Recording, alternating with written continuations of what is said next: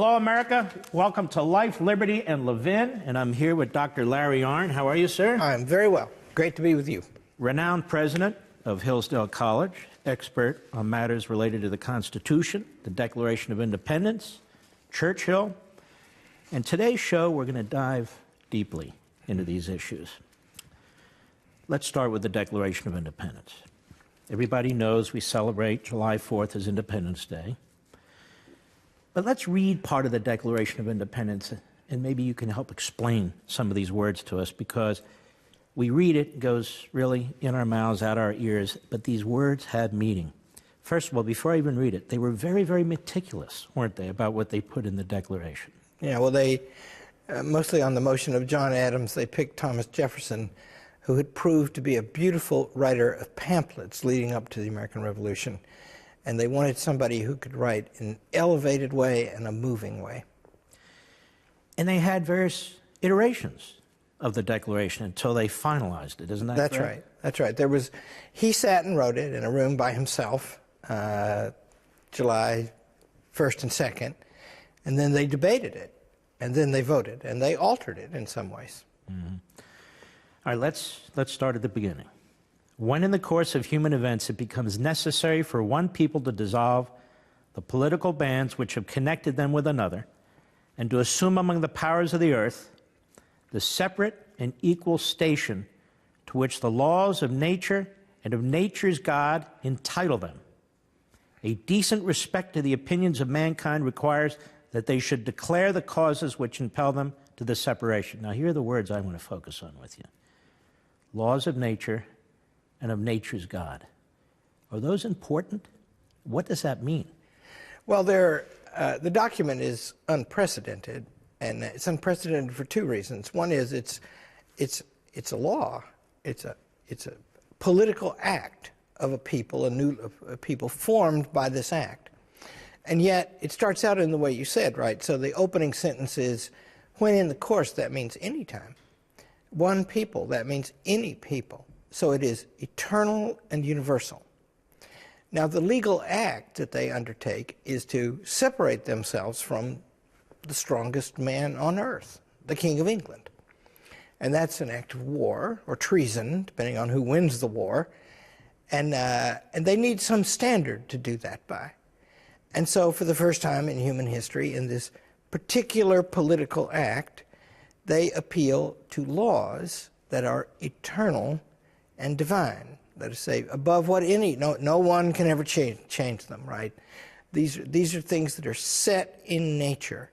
And so they go up that high, in part because they simply have to. As you see in the very last sentence, we'll probably talk about that, it starts with this grand, sweeping, universal, and it ends with a particular pledge unto death of the people in the room. Mm-hmm. And they feel like they need some justification for this, and so they don't say, we want to. They say, this is an act done in light of the great laws that always prevail. So, laws of nature and nature's God. They're saying these are laws that are not man-made. These are laws that don't come from government. These are the laws of nature from God. You were born with these laws. So, for instance, there's a moral order. There's truth. There are lies. There's good. There's evil. And are they saying that applies to all human beings, wherever they are? You know right from wrong in the United States. You know right from wrong in France. That's right. And these aren't things that you get from government. These are innate. Aristotle, Cicero. Now we're going deep. We're going to Athenians and Romans and so forth. They were read by the founders of this country. They knew who Aristotle was. They knew who Cicero was. Why is that important? Well, what the Greeks did, and then the Romans followed them, was they were the first ones to ask questions that would lead to some comprehension of the laws of nature and nature's God. The questions that Socrates asked the Greek is, "Ti este?" What is a thing? What is a thing in its essence? What is a human being? And so you can't understand the Declaration of Independence until you understand this conception of human equality that we'll talk about. But that just means that everything that's a human being is a human being and not another kind of being, and has to be treated like a human being. And so that starts with Greek philosophy. And human beings are different than every other being. Horses, yeah.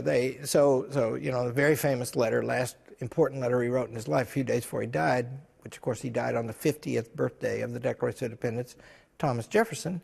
He writes to a man named Whiteman, and he says, what does it mean? He says, it means that some are not born with saddles on their backs, nor others booted and spurred to ride them by the grace of God. Men cannot be ruled the way horses can be ruled, because they're not the same thing.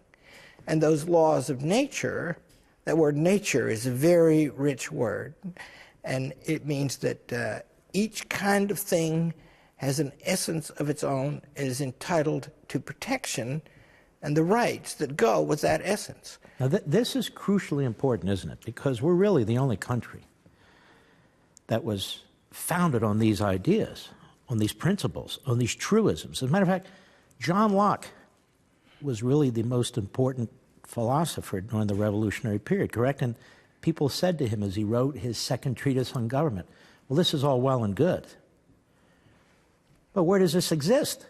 That's right. That's what right. What did he say? That's right. America. That's the place. Why is John Locke so important? Well, there's a revolution in John Locke that's terribly important that goes along actually with the birth of universal monotheism. What's universal monotheism? Well, it starts with the Jews and the Christians. So if you just think of God's covenant with Abraham, I will be your God and you will be my people, and this will be a blessing to all the peoples of the earth. You know, the Jews have a hard deal, as you know, right? Because they're the chosen people. Turns out that's hard duty. You know, a lot goes wrong when you're the chosen people, and much is expected of you, right? But once you've got that kind of idea that there's one God for every human being, and Christianity is very radical about this because Jesus, you know, everybody's God, the path to salvation is through me, and my kingdom is not of this world. That means Judaism is a universal religion, and it's a political religion. It gives a law, but it only gives the laws to the Jews. See, they're the ones who have to bear the burden, right? Whereas in Christianity, it doesn't give a law. There are no judges, there are no courts, there are no legislatures appointed, right? And that means you're going to still have government. You have to have government. People are made in their nature to live under law. But now there has to be a limit on the law. The law can't mess with your religion or your conscience more generally. You have a right to exercise your religion as you wish. And John Locke, more than anybody else, and along with others, laid out the ground of how government would work like that now, which is not the way it worked in the ancient world. So they are aware of all this in the Revolution, and they take that idea and see it's a you know, the first place on earth that achieved, the first chief executive outside Israel to write a letter to some Jews addressing them as equal citizens was George Washington. We put a passage from that, his letter as president to the Hebrew congregation in Newport, Rhode Island. We put a passage on that on our Christmas card at Hillsdale College every year. Mm-hmm. And it's very beautiful, right? And so we get freedom of religion established, not, he says, Washington says to these Jews, he says, it is now no more that we speak of religious toleration as if it were by the indulgence of some that others enjoy their inherent natural rights. See? So you're going to have a nation like that if you're going to have freedom of religion. So you have a nation that is founded on the notion of really individual sovereignty in many respects, respect for the individual. At birth, certain rights at birth that are recognized in the Declaration of Independence. Natural law, a given eternal moral order, like the golden rule or what have you. It is because it is. And we have this Declaration of Independence where these men come together and really for the first time in mankind proclaim this, Now, they also say in the Declaration of Independence, we hold these truths to be self-evident, that all men are created equal. They're endowed by their Creator with certain unalienable rights. They are repeatedly talking about the Creator. That's right. And God and the divine. These unalienable rights, self-evident. Isn't that what you're talking about when you talk about natural law? What are these unalienable rights, and what did they mean by created equal? So it's a precept of the natural law that all men are created equal. And in one way, that's a tautology, saying the same thing twice. And all it means is this, because obviously, by the way, if you just look at a bunch of human beings, they're all different, right? And some of them are tall, and some of them are short, and some of them are moderate people, and some people are like you and me, right? But they're different, right? But they're equal in this respect. I like to say, sit in a room with a bunch of people, and somebody really big walks in, and somebody really small walks in, and you might know the difference. If somebody leads a pig in on a leash, that's a different kind of thing just came in. It's not the same thing anymore, right? And so it just means that, and just think of the subtext, right? They're writing this to George III as the representative, the sovereign of the British nation. You're just like us. You may not rule us except by our consent. In 1774, Jefferson wrote the very beautiful summary view of the rights of British North America. And in the final paragraph, he begins by addressing the king. Let those flatter who fear. It is not an American art. Isn't that great? And these men who do this, who are well-read, enormously articulate, spreading the word, and they meet in Philadelphia at Independence Hall. And the word disputes. They come up with this document. This was a death sentence for every one of them, wasn't it? That's right. There was, at the time of the Declaration of Independence, there was a writ issued by the king for the arrest of most of the people who signed it, and then all the others were added. And it wasn't given to a policeman or a prosecutor. It was given to a general. And he was to use the army to find them and kill them or put them on ships and take them to England. And so they know that. There's one of the founders who's from Pennsylvania, and he said to his wife, it's in these wonderful records, the signers of the Declaration of Independence, he said, you know, we're going to vote for independence. And she said, yes. And he said, I'm going to vote for it. And she said, yes. And she said, our farm is near the sea. They're going to take our farm. And she said, you will find us somewhere to go.